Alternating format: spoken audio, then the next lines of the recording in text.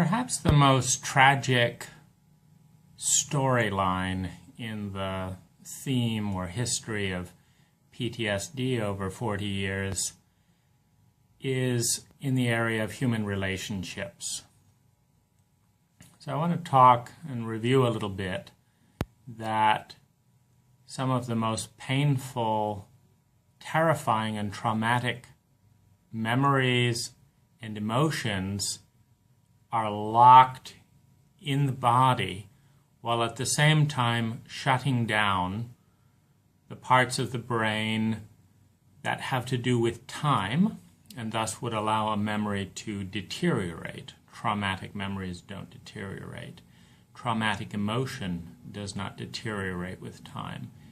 It's as if it is happening today.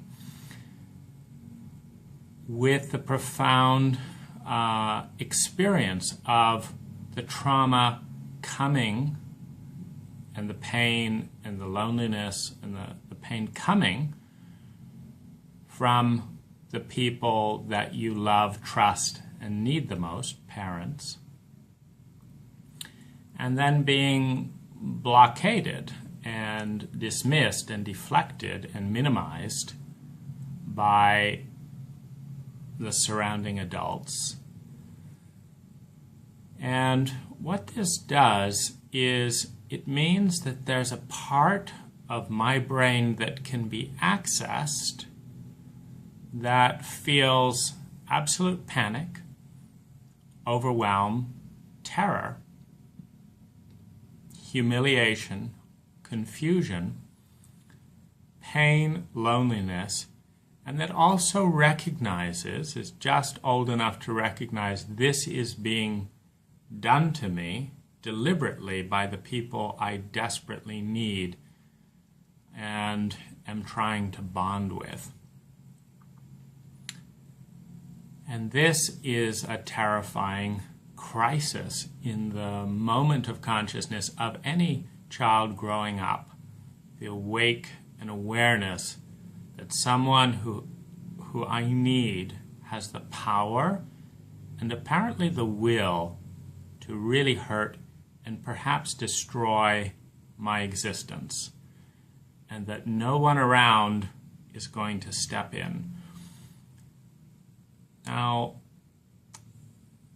when this gets locked in a trauma center, it means that that pocket of emotion and memory and reaction is fresh, it's in a loop, and it's available to be triggered by any number of things going on. It also has daily consequences. Anxiety, looking for threats, scanning for worst-case scenarios, less trust in human beings, more stress, more irritability from the stress. It's very stressful to be on that level of high alert for 40 years. It's exhausting. So with the exhaustion comes a little bit less rationality, and the emotion itself is profoundly irrational to anyone who does not understand the brain. This creates a whole barrage of shame, isolation, punishment, and in a sense abuse, as the reaction to this brain reality is out of sync with the reality everyone else is in. There's a constant message, what's wrong with you? Well, that was one of the shame messages to begin with, so that gets reinforced. 2, you're not totally safe because I don't understand you, i.e., when someone is responding 40% to the outer reality and 60% based on the much louder inner reality, and the inner and outer reality don't line up, people know something's out of alignment, but they don't know what it is. And our culture teaches avoidance, abandonment, social lies to protect from what is out of alignment. It doesn't teach, oh, something's out of alignment, let's figure out what it is. Let's put it back into alignment, let's get you some help. So that then creates a new crisis. Why are all these people withdrawing, hesitating, nervous, criticizing, judging, etc.? What is this? So on the one hand, we're not going to talk about any of the pain. We're not going to acknowledge any of the feelings. We're not going to welcome that. We're not going to get you help. But we are going to ostracize you. We're going to avoid you. This is a very difficult message to process. And it's been very difficult for me, despite being in this relatively elitist group globally,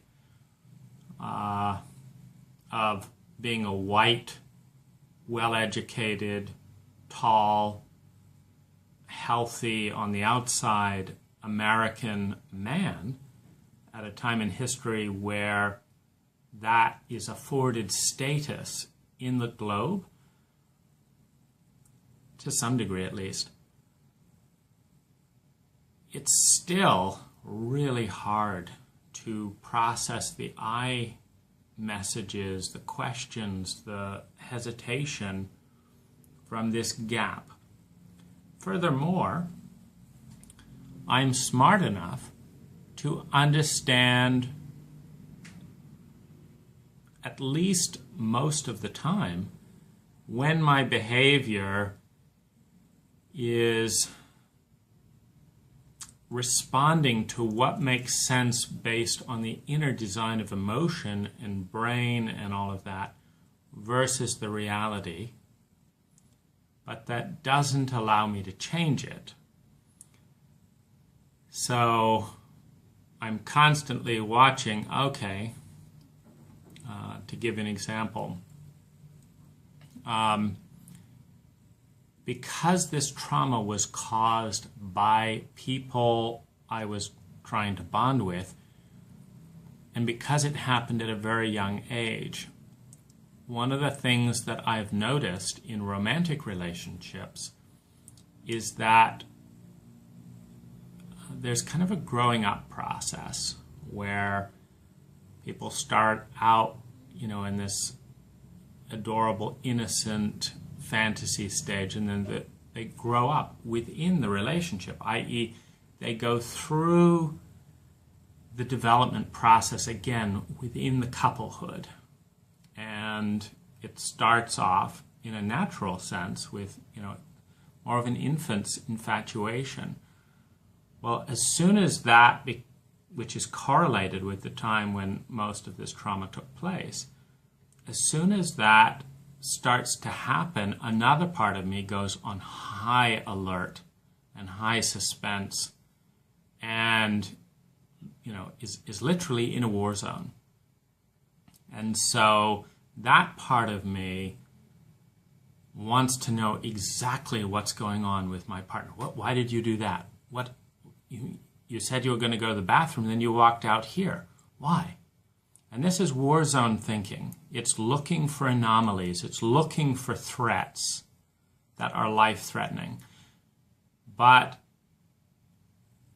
of course, my mind can look at it and say, I am curious. I do really want to know this person, and I'm trying to get a sense of who they are and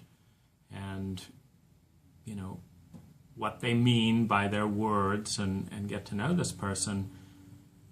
But that curiosity doesn't have a life-threatening panic to it. But the associative around that initial bonding part has life and death panic around it. And that part has a very low tolerance. I kind of consider it as I guess, a supply of reserves of tolerance. It's incredibly inflexible. But let's say it has about 5 minutes of reserves today. So if I'm in that initial bonding moment with a partner, or let's say it has 20 minutes, that's probably a little bit more realistic. So if someone's starting to deviate from the plan, I've got about 20 minutes when I can hold that panic in check. The life-threatening panic that is saying, we're going to get massacred, we're going to be abused, we're going to be traumatized. And the rational side that's saying, no sign of that, this doesn't seem to be that kind of person. Just give them a little time. They're going to start behaving according to the plan. And the tunnel vision part that's focusing on the plan, because the overall relaxation into just being at that moment in the bonding process is way too scary and overwhelming.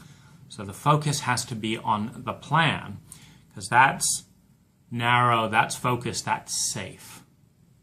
But as soon as the person starts to deviate from the plan, it's touching into that part of the brain that's going to experience all that massive overwhelm that even after 40 years and 250,000 therapy, I can't go into that raw emotion in that part of my brain and feel safe.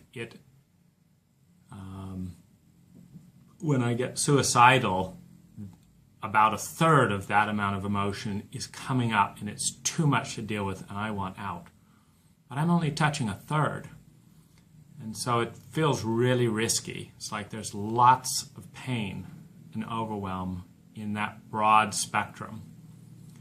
But it's in that broad spectrum in relationship where there's flexibility, where there's magic, where there's dance.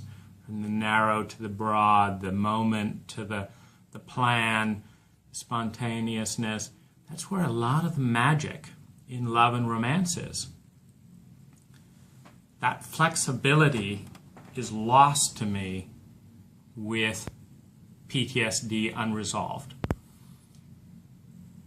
And at that stage of the relationship, I am desperate. What I mean is, I start to go into despair, panic, shame, overwhelm, shut down. It's too much. And so I assert the narrow band. Hey, this is the plan. Let's stick to the plan. To drown all that out and focus. That's how I get through that stage of relationship. Now, at this stage of cultural evolution, this is exactly the red flag that women are passionate to, attack, avoid, blame, complain, etc. No one's going to tell me what to do. I'm a free person. If I want to change my mind, I can do what I want. There's this whole big performance about what it's like to be a feminine woman, or the whole performance that men are, no one's going to tell a man what to do, the whole cultural program. And so at the very moment when I need incredible compassion, sensitivity, understanding, integrity, like, yeah, I did say I was going to do that, and I'm sorry I'm late, and I'll let you know if I'm going to be late next time, and okay, I can relax. So I've got about 20 minutes of reserve, and it's hard. When I say reserve, I've got 20 minutes before I melt down, and it's agony. And what's even worse is knowing I'm in all this agony, and as soon as I speak up, there's a very good chance I'm going to be judged, abandoned, humiliated, and left in a way that's reactivates the whole PTSD all over again. So if I hang on and I use every ounce of my physical reserves, and I'm just exhausted after doing that, to allow someone to be 20 minutes out of sync, i.e. they said they'd be there at 6 p.m., they're arriving at 6:19 and they haven't called, I make it in just under the wire, and I can tolerate that. 6:22, and I have had it. You know, it's like, why haven't you called? Well, your cell phone was out. Why didn't you charge your cell phone? You don't have a cell phone charger in your car. What are you thinking? You know, and just that, it's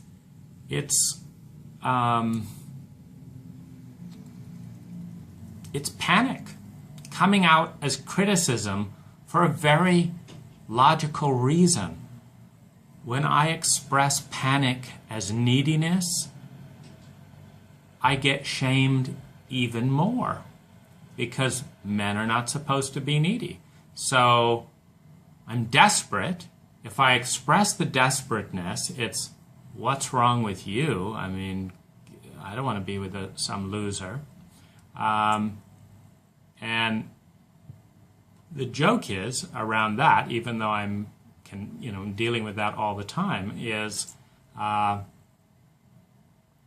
as a very well-read, well-educated entrepreneur who's achieved most of his goals, I don't totally fit the stereotype of a loser, but the cultural programming about men having needs or being vulnerable is so strong that that's the best label someone can throw at me is, you're a loser because you have this emotional panic. What's wrong with you? Etc. And this is so miserable, being in this terrain, that I sidestepped it for a number of years by specifically dating women twice my age with kind, intelligent, sensitive, and maternal instincts. Because what I'm actually very much needing is nurturing at that stage of the relationship. Now, that stage may last a couple of weeks, maybe a month, but I'm reliving through that bonding moment when nothing went right bonding with my parents, and that's the template. So I'm reliving that. I'm with the typical American woman, particularly my own age. I will go through hell and be punished for it with no awareness or empathy for what I'm going through. So who wants that? So step aside of that. Dealing with a much older, mature, sensitive, and caring woman, who gives a damn about sex? I mean, if you can make it through this point without being whacked and trashed in my most vulnerable place where I literally have no control, though I'm totally conscious of what I have no control about, and I'm totally conscious of the gap between the past and the present, it doesn't help because it's in that part of the brain that's reliving it. It's in that part that's timeless and overwhelming and shut down, and I haven't been given the tools. It's not worth going through that amount of hell and that amount of adrenal panic to have a boring coffee date. It's just not. So that one of the fallouts from this is relationships have to be really good because I have to work really hard at them. And the woman has to work really hard to connect with me and navigate around all of these push-button areas where touching that is going to set off an explosion of pain out of which I am not going to be a very sensitive and kind person in the way that she needs. So my whole strategy around this has been learning my trigger points, learning the type of people who are capable of navigating around it. Like I like psychotherapists. They can understand the terminology. They're humble to the potential of what's going on. A lot of psychotherapists become psychotherapists because of their own issues, and so there's more empathy.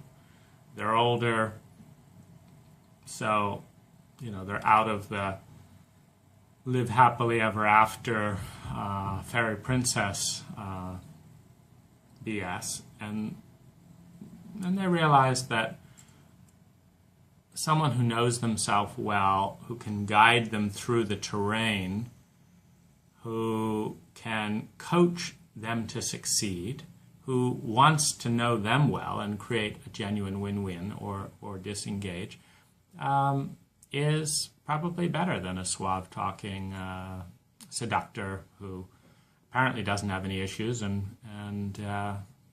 often behaves sociopathically. The pull towards sociopathic behavior is there around 30% of the time, because if I wasn't worried about the other person's feelings and just did what was good for me in complete self-absorption, it'd be easier for me. But I've developed a lot of empathy for what it's like to be another person in a relationship, precisely because of what I go through. And so it's not fun and it's not okay to have a win-lose type of dynamic. So I'm actually extra careful around that.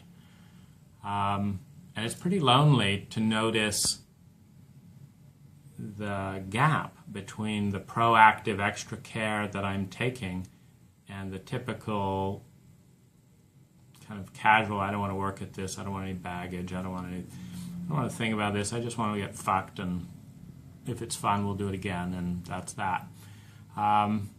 Which I find disappointing, at times insulting. It's much more boring.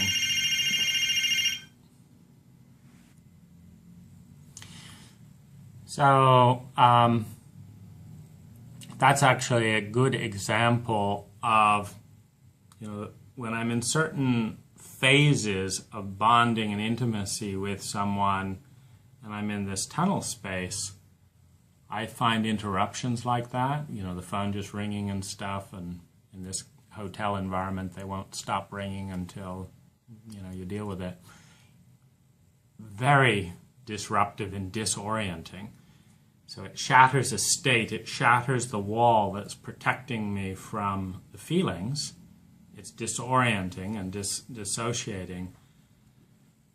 And it's very hard to get the thread back. And my relationship successes consist of very carefully navigating the terrain through the trigger points, coaching and being coached with a conscious partner who's much more flexible than I am, because if I was with someone who had as much rigidity as I have to do to stay composed, meaning this is not a culture where we can break down and weep because the grief of all the child abuse going on to you and in the culture at large is just so big. It's not a culture that accepts that grief. So given that grief is moving through the space, and I've received a lot of humiliation and shame for that grief, it's very sensitive to actually go fully into it. There's very few people that have the skill to hold a respectful and loving container for that. And what it means is that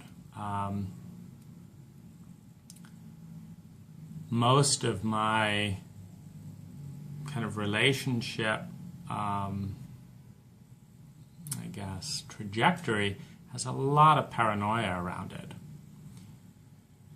Because there's all the people that are going to be offended by my need to control certain things. There's all the people that aren't going to understand it and are going to have re-traumatization themselves from people that were overly controlling and had no space for them at the individual. There's a lot of wounded women in that category, and I don't want to re-trigger that. I don't want to be regressed into my deepest pain on a first date.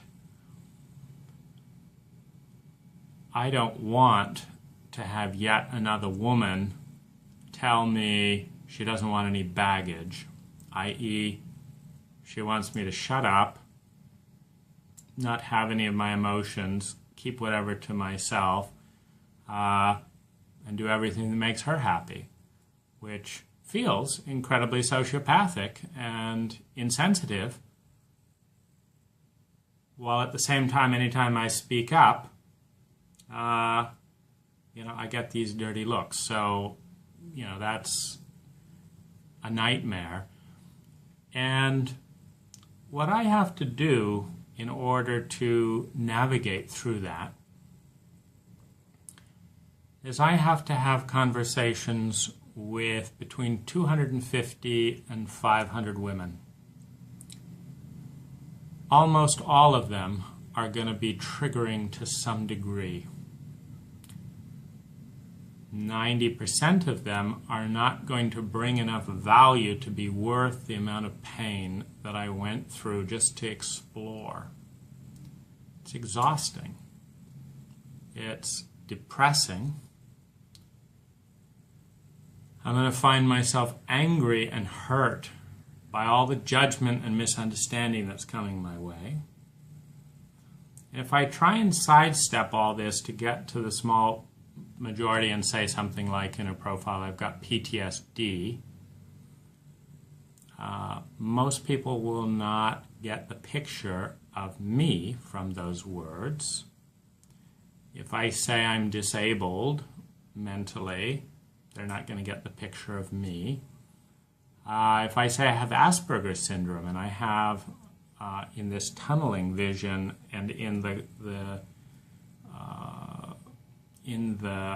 20% of me that's compulsive, they're not going to get a good picture of me.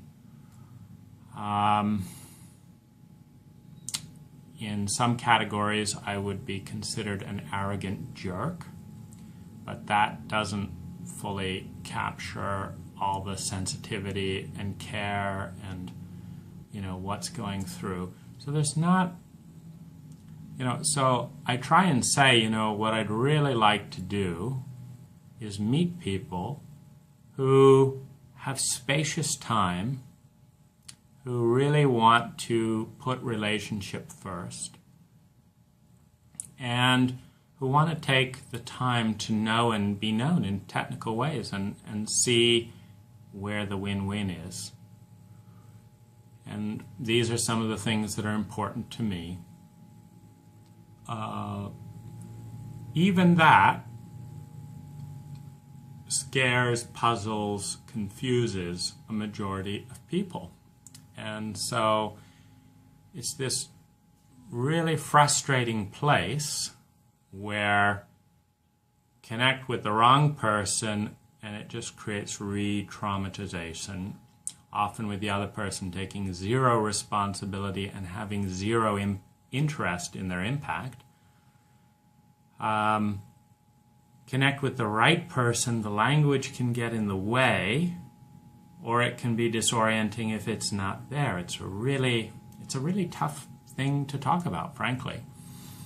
And about half the time when I've had successful relationship in chemistry, it's been through having a rather spontaneous, serendipitous hour or so conversation in which people often feel incredibly heard because I'm very sensitive and tuned in to the fact that most of us have some degree of psychological stress, trauma issues, and most of us don't get heard and understood in the way we need.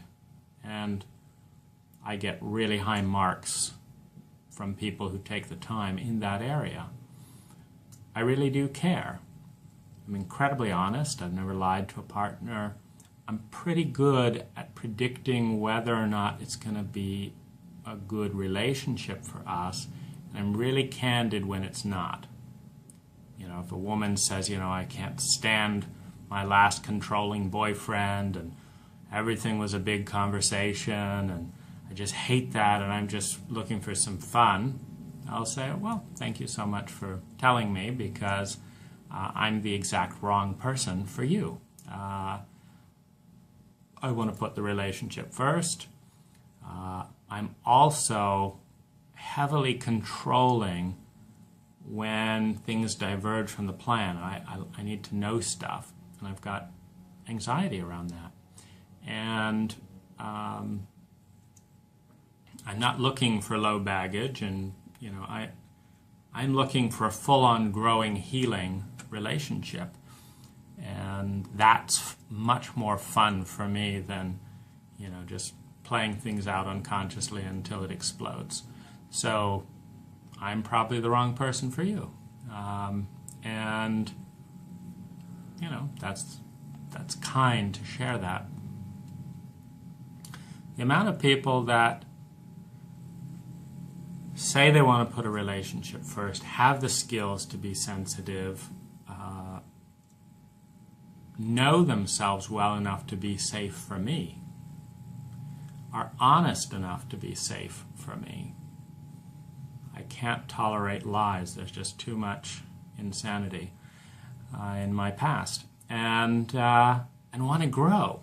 I'm really smart, and I'm pretty dynamic in my life in terms of goal achievement, life transformations, and on that level, you know, the speed of change, I'm looking for someone to try and keep up. It's very, very, very hard to find, and yet the core wound is this intense isolation and loneliness. And so this is probably the number one pain in the present, which at this time is healed by, I'm in relationship with a wonderful woman who has aspects of PTSD herself. And so we both have a similarly intense need for security and bonding and daily presence and processing our feelings that are coming up. And we have an understanding of the fact that all of our feelings are not in the present. We've got great love and acceptance